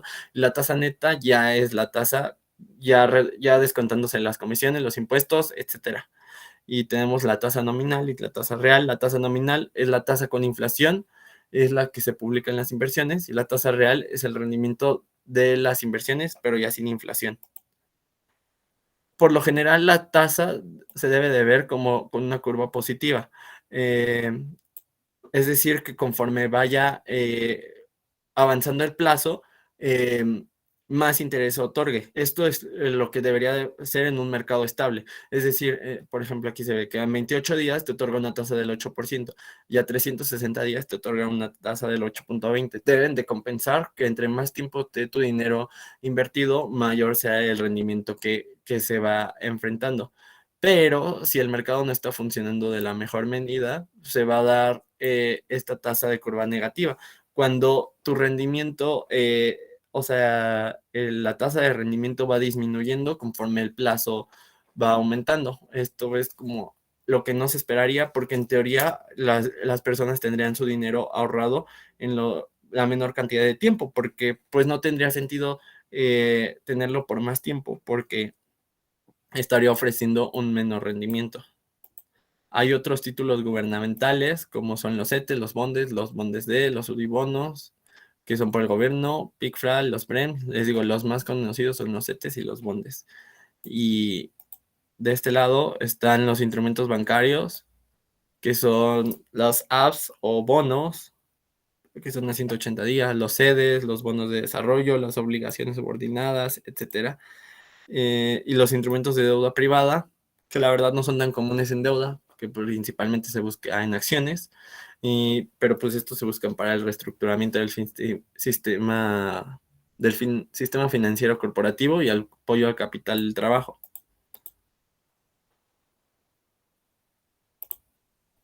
Y listo. Bueno, y lo demás es lo que vimos hoy, que ya lo vimos hoy, pero ya no necesitamos un repaso.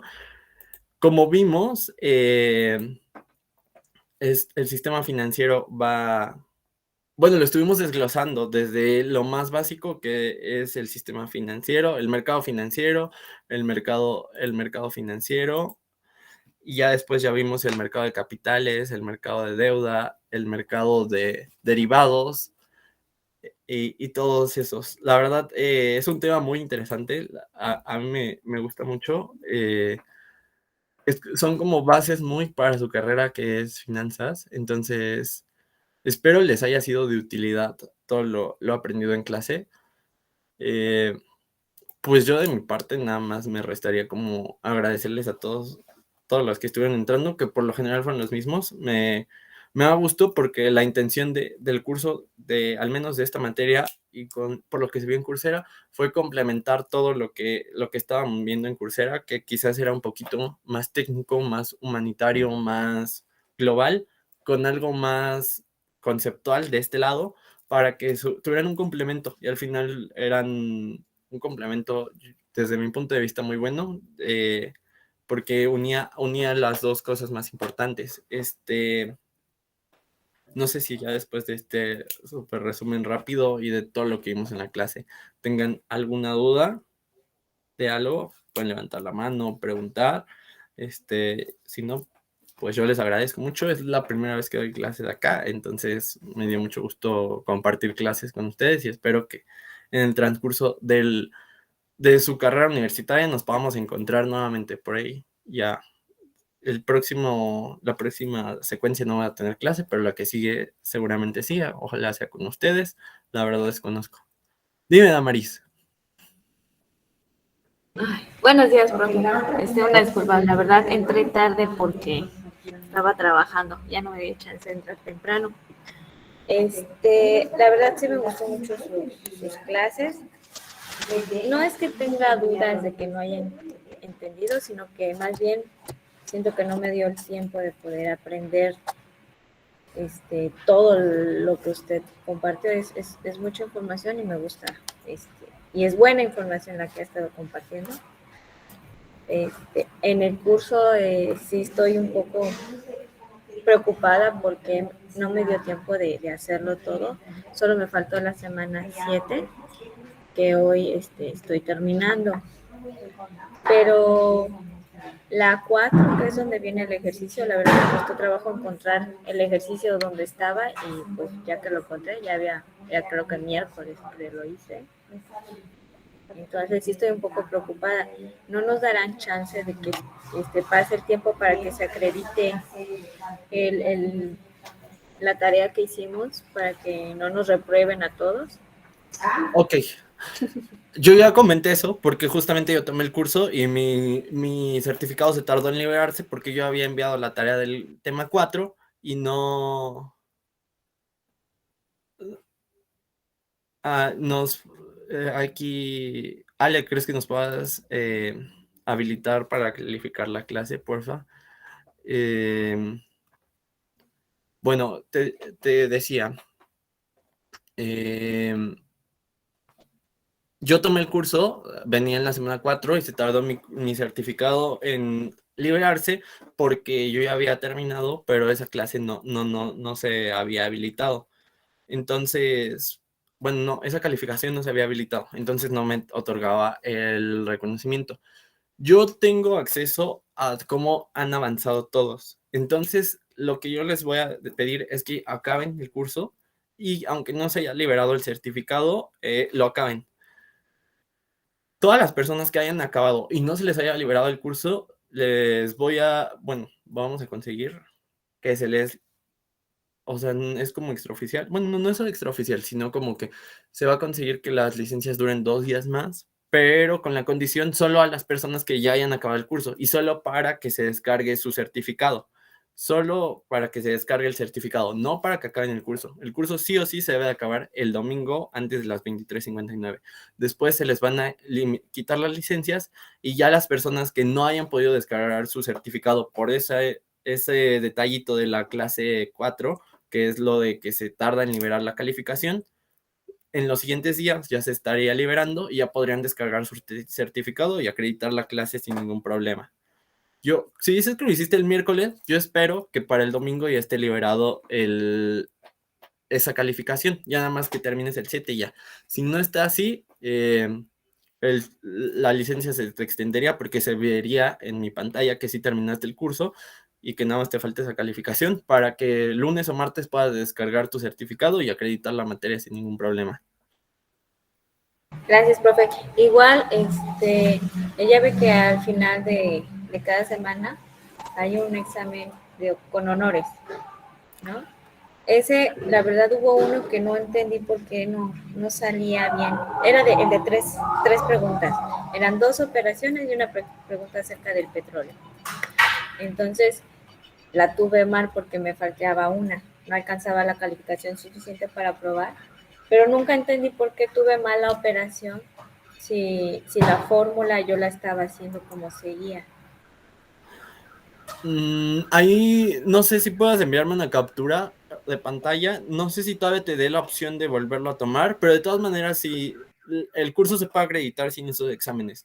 Hagan de cuenta que el curso aparece así tu certificado y arriba, si completaste los 7 módulos por honores, te sale acreditado con honores. Si no, solo te sale el curso acreditado. O sea, que esos no los hayas pasado no tiene repercusión en el certificado.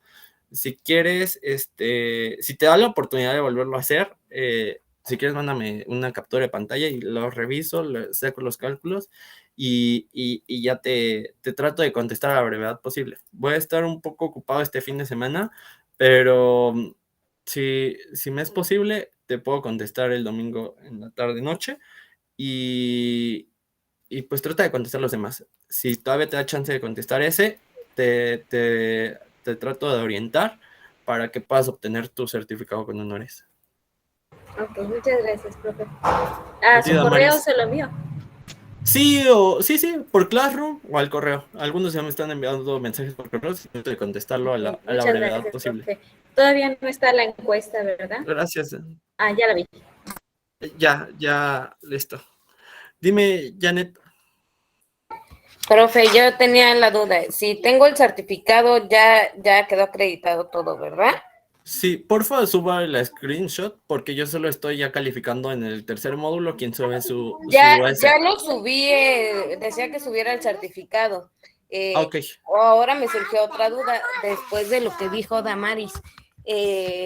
Yo pasé los exámenes con honores. ¿Eso cambia algo el certificado? Si pasaste los exámenes, Sí. cuando veas tu certificado, arriba dice certificado con honores. Okay. Si no hiciste ese examen, sale igual, pero sale nada más el certificado. Ok. Pero ambos sirven. Ok, gracias, profe. Súper.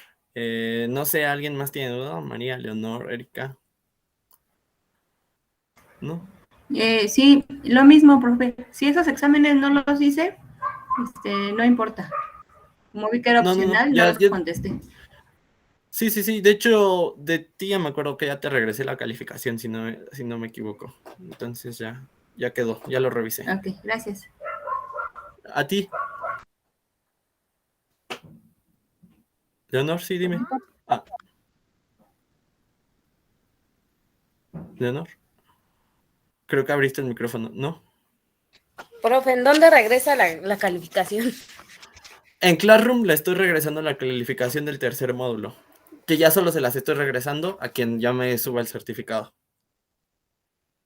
O sea, la de la tercera tarea.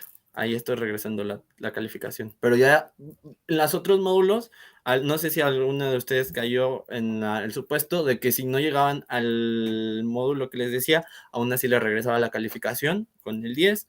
Y nada más les recordaba que tenían que llegar hasta la semana 7 en esta. Pero ahora sí, en Yo esta no semana vi, son las... de hecho en el primero yo no llegué hasta el módulo que nos dijo, ¿no? Y ya ve que le comentamos, dijo que sí lo subiéramos y todo. Y le mandé por ahí un mensaje privado que decía, profe, por favor, apóyeme a saber si se subió o no se subió, tenía esa duda. Pero ya nunca me contestó y la verdad es que no he visto como calificaciones. Sí, justo, métete a tus calificaciones y ya están. Mira, estoy viendo aquí. Ya te regresé. De hecho, la de la semana 1 sí te contesté. Le das ahí en ver entrega y te puse... no, no te puse nada, pero te la regresé con 100. Entonces ya no hay ningún problema. La segunda también te la regresé con 100. Y esta tercera ya solo se las voy a regresar con 100 a quien me suba el certificado. Solo a ellos. A los demás ya no hay chance de nada. Ok, profe, gracias. ¿Y si tiene mi certificado? Sí, justo Ok, me metí aquí a gracias. Classroom. Mira, si ven el certificado, arriba en el cuadrito amarillo sale con honores. Entonces, pues ahí está. Igual, no sé qué tanta comunicación tengan, pero si puedas ahí ayudar a Damaris con el ejercicio que le falló. Claro, bueno, de hecho, yo tuve que repetir el examen porque, bueno, así como comentario para Damaris, ¿no? Porque yo también, o sea, lo tuve mal, justamente esa pregunta, y a la hora de como ver como comentarios en el examen ya explicaba como paso por paso, ¿no? Yo lo hice otra vez y me salió mal porque vienen como varias cantidades. Lo volví a hacer y es 193. Ay, me da un segundito y ahorita le digo cuánto es. Justo. Y no sé si pudieras ahí compartirme, si tienes como el desarrollo de la operación, para, ya si quieres yo se lo comparto a Maris, para que no se quede con la duda. Me agradezco mucho porque este fin sí estoy un poquito ocupado, entonces sí, ahí nos podemos apoyar entre todos. Profe, a los que terminaron el curso, pero todavía no le ha salido la certificación por lo del ejercicio de la semana 4, ¿también les va a poner la calificación de 100 o va a esperar hasta que llegue? Me voy a esperar, yo todavía tengo la semana para entregar las calificaciones, entonces cuando se les libere me lo suben y ya se lo regreso. Para yo al final descargo ese Excel con las calificaciones y pues ya solo quien haya acreditado descarga la calificación acreditada. Pero no se preocupen. Ok, gracias. Nada más si acaben, o sea, si acaben y ya. Ya le Dime, tengo, Janet. es 31.95. Eso puse, yo hice esa operación. Así, mire, era no sé qué del valor, más el otro y más la tasa. No sé Es que a mí la primera vez me dio creo que 32 y luego la segunda 33. Ya lo hice como con calma en la calculadora de mi teléfono y de hecho le tomé un screen por cualquier cosa, ¿no? Y me dio 31.95, así la mandé y me la dio como correcta. O sea, pero solo pusiste el resultado, ¿no pusiste la operación? No, yo creo que por eso. 31.95. Sí, es muy sensible, la plataforma. Solo pone el resultado 31.95 y le das a enviar. Con razón me salió mal, porque yo puse toda la operación con el resultado. Okay. Solo el resultado. Gracias. Ok. Gracias, Janet, gracias, Amaris. Leonor, creo que ibas a decir algo, no sé si querías decir algo. Sí, solo una duda. Dime. La verdad no me quiero presentar a las clases anteriores. ¿Tiene alguna afectación, si no se presenta el certificado a nivel lo que es escolar? Sí, no van a poder acreditar la clase. Ah, ok. Entonces sí se tomaría como clase bueno, como materia de la carrera. Sí, justo. O sea, subir tu certificado te otorga la calificación en la materia de 10. Si no subes tu certificado, tienes 0. No pasaste la materia. Va. Muchas gracias. Ok, súper. Pues nuevamente muchas gracias. Me dio muchísimo gusto compartir clase con ustedes por primera vez. Espero nos podamos encontrar nuevamente en otra materia. Ahí no se les olvide contestar la encuesta, por favor, que aquí nos lo están recordando siempre. Por favor, ya nada más eso. Y espero, les digo, podamos encontrarnos en otra materia y si no, que les vaya muy bien en todo esto, que es su carrera en finanzas. Muchísimas gracias, tengan bonito sábado. Muchas gracias, profe. Gracias por Igual. su apoyo, su ayuda. Esperamos encontrarnos pronto y nos ayude más. Gracias. Gracias. Gracias, Amaris. Buen día. Gracias, María. Buen día igualmente. Gracias, Amaris. Gracias, Janet. Buen día igual.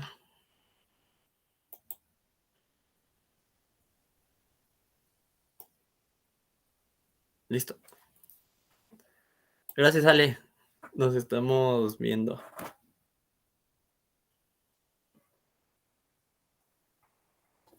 Creo que sigues grabando.